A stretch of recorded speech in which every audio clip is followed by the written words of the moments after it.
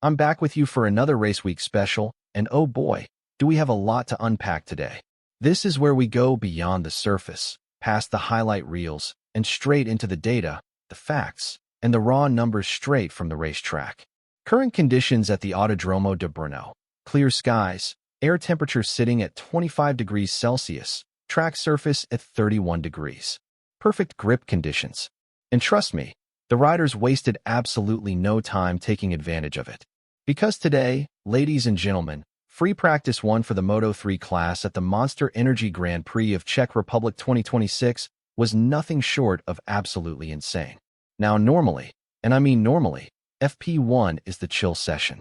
Riders shake down the bike, learn the asphalt, build their feeling gradually, dial in the baseline setup. It's supposed to be calm, conservative, calculated. But apparently, Hakim Danish from the Iowan Credit MT Helmets MSI team did not get that memo. Because this man came out blazing from the very first flying lap like it was Sunday race day. And the result? He didn't just set the fastest lap of the session.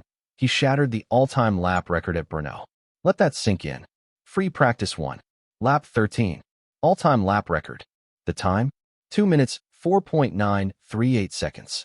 That is a benchmark so extraordinary for this early in a race weekend that it honestly doesn't make logical sense. And yet, here we are. But behind all the fireworks from Hakim Danish, there's one name that you, our loyal MGP ID family, are most desperate to hear about. You already know who it is. Yes, we're talking about Indonesia's pride and joy, Veda Pratama. How did our boy do in this opening session? Who's dominating the competitive landscape heading into the weekend? And what are the hidden secrets buried inside the telemetry data that casual viewers completely miss? Grab your coffee, take a deep breath, because for the next several minutes, we are going deep, credible, analytical, and detailed. Let's go. All right, let's kick things off with the segment you've all been waiting for, the full breakdown of Veda Pratama's performance in FP1. Here's the headline. Veda finished the session in P2 with a lap time of 2 minutes 7.540 seconds. Now, on paper, the gap to Hakim Danish at P1 is 2.606 seconds. And yes, I'm not going to sugarcoat it. That is a meaningful gap in Moto3 terms. But before you start panicking in the comments section, I need you to take off your fan hat for a second and put on your analyst glasses. Because the result in FP1 is almost never the full story. What matters is the process. Let's talk about what Veda actually did across this session.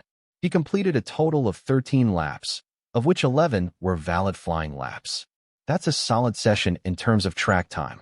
But here's the thing about Brno. This circuit is a genuine technical monster. 5.4 kilometers long. Significant elevation changes throughout the lap. Long flowing corners that reward momentum and smooth corner speed. Braking zones that punish any hesitation. And a track surface that requires time to properly understand, especially on the Honda NSF 250RW as run by Honda Team Asia. We've talked about this before. The Honda is a bike that demands a very precise, very deliberate setup approach. And Veda, true to his riding philosophy, was using this session exactly as it's meant to be used, as a learning exercise. So let's go deeper into the data. Top speed. Veda clocked a maximum of 225.4 kilometers per hour. This puts him slightly below Rico Salmela from Red Bull KTM Tech 3, who hit 230.7 kilometers per hour, clearly demonstrating KTM's raw power advantage on Brno's long straights. But here's what's actually interesting. Veda's top 5 speed readings averaged around 223 kilometers per hour, showing excellent consistency. His gearbox setup is already working well for the straight-line sections. Honda Team Asia's straight-line pace, as we know, has been solid this season, and today confirms that. Sector analysis. Now this is where it gets really interesting. When we dig into the sector-by-sector ID lap data, breaking it down across T1, T2, T3, and T4 sectors, Veda is actually hiding some genuinely impressive pace. Particularly in Sector 3, which includes the challenging chicane section and the famous downhill sequence at Brno, arguably the trickiest part of the entire lap. In that area, Veda demonstrated a flow and a line choice that was noticeably better than several riders in the top 10 to 15. His approach into turns 12 and 13 in particular was highlighted in the live broadcast, and for good reason. He looked natural, smooth, and fast there. The areas needing work? Sector 1 and Sector 4. The hard braking zones, particularly the entry into Turn 1 and the exit traction out of the final corner. These are the places where Veda is currently leaving time on the table. The core issue? He's still in the process of building confidence with the front end of the bike, specifically front fork behavior under heavy braking. Until that confidence is locked in, he'll naturally be a little conservative in those entry phases. But here's the bottom line for all the Veda fans out there. P2 and FP1 is not a failure. It's a foundation. The 2.6 second gap is the homework. But the riding style, the process, and the data all suggest Veda is building towards something much faster as the weekend progresses. Don't panic. Trust the process. Now let's zoom out and look at the full picture across the field, because FP1 at the Czech GP this year felt like a qualification simulation from the very first lap. Everyone was aggressive. Nobody was holding back. P1, Hakim Danish. I'll credit MT Helmet's MSI, as already mentioned. Danish was in a completely different league today. His 2 minutes and 4.938 seconds is unprecedented for a Friday morning session at this track. He was the only rider to break into the 2:04 bracket all day. Absolutely dominant. One of the most impressive FP1 performances we've seen this season in Moto3. P2, Veda Pratama, Honda Team Asia Arman, as covered in Segment 1. 2 minutes and 7.540 seconds. A work in progress, but a very promising one. P3, David Almansa, Leaky Moly Dynavolt Intact GP Almansa clocked 2 minutes and 5.246 seconds, just 0.308 seconds behind Danish. In the context of Moto3, where races are often won by hundredths, 0.308 is actually a noticeable margin. But Almansa is consistently fast here, and he'll be a threat all weekend. P4, Alvaro Carpe, Red Bull KTM Ajo Carpe comes in at just under half a second off the pace, 0.521 seconds behind the leader. And here's the theme you're about to notice. Almansa, Carpe, and yes, Hakim Danish. All three are on KTM machinery. The top three, all KTM. This is not a coincidence. The characteristics of the Brno circuit are basically tailor-made for the KTM RC250R. Strong mid-corner torque, aggressive drive out of slow corners, and raw grunt on the uphill sections. All things KTM does exceptionally well. The circuit rewards exactly what KTM does best. That's a recurring pattern we need to keep in mind heading into qualifying. But here's the plot twist. P4 belongs to Joel Kelso from GRD Racing, who became the fastest Honda rider in the session with a time of 2 minutes and 5.732 seconds. Kelso's performance is genuinely impressive and proves that the Honda platform still has real speed at Brno, particularly in the flowing mid-sector corners where corner entry confidence makes all the difference. His lap showed that aggressive entry angles on the Honda can absolutely work here. And look at this. The gap between P4 Kelso and P10 Adrian Fernandez is just about 0.4 seconds. That tells you everything about how competitive this midfield is.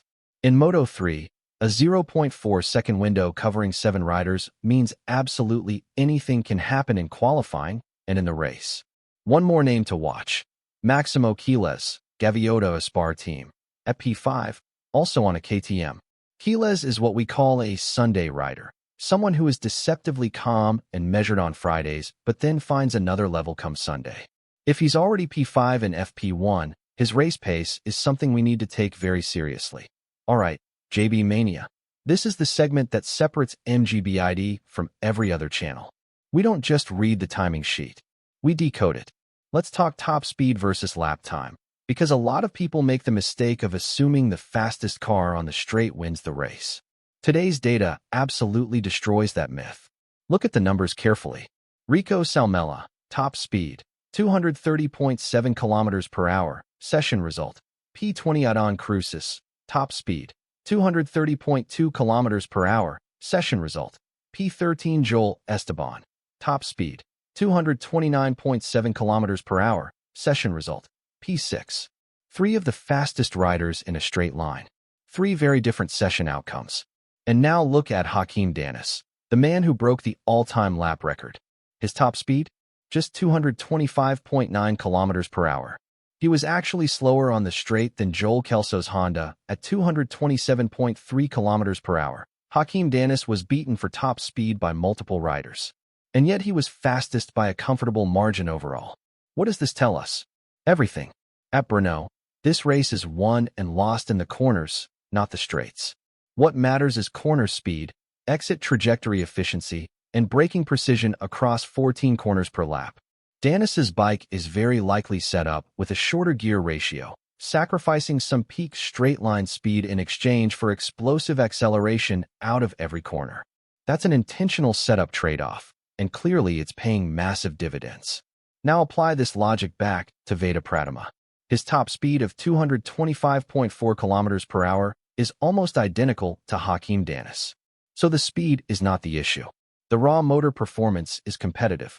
What's costing Veda time is the deceleration and braking phase into corners, particularly turn 1 and turn 3, and the precision of finding the apex efficiently on corner entry.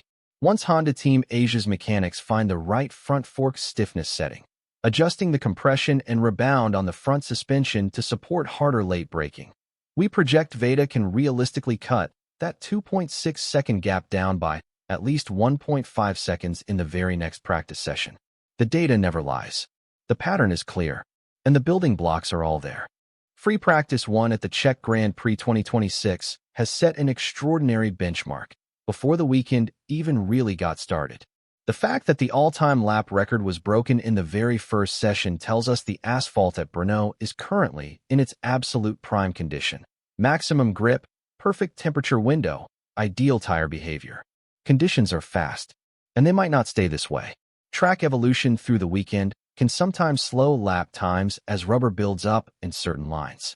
For the afternoon session, which you can catch live at 6:15 p.m. Western Indonesia time, the heat will be higher, the stakes will be elevated, and every rider will be pushing for a direct entry into Q2.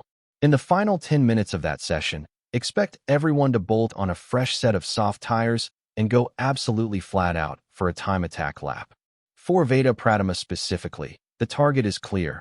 Break through the 205 bracket, or at minimum, set a 206 flat to put himself firmly in Q2 contention. The key will be suspension setup adjustments from the Honda Team Asia garage, and Veda's willingness to commit harder on entry into sectors 2 and 3. Everything is still very much open. The weekend is just beginning. SOJB Mania. What do you think? Will Hakim Danish's dominance continue all the way through to Sunday? And what's your prediction for Veda Pratama in the afternoon practice session? Drop your full analysis and your support down in the comments below. We read every single one. If you're enjoying this kind of deep dive technical breakdown, hit that like button, share this video to your watch party groups, and make sure you're subscribed to MGP ID with the notification bell turned on so you never miss a world-class technical update delivered in a way that actually makes sense. If you want to show some extra love and keep the team fueled up for late-night race coverage, you can send a super thanks. Any amount is deeply appreciated, and we will personally call out your name and your region in the comments. We'll see you tonight for the afternoon practice session breakdown. Until then, stay analytical, stay passionate, and never stop going deeper than the numbers on the screen. BitHub, signing off. When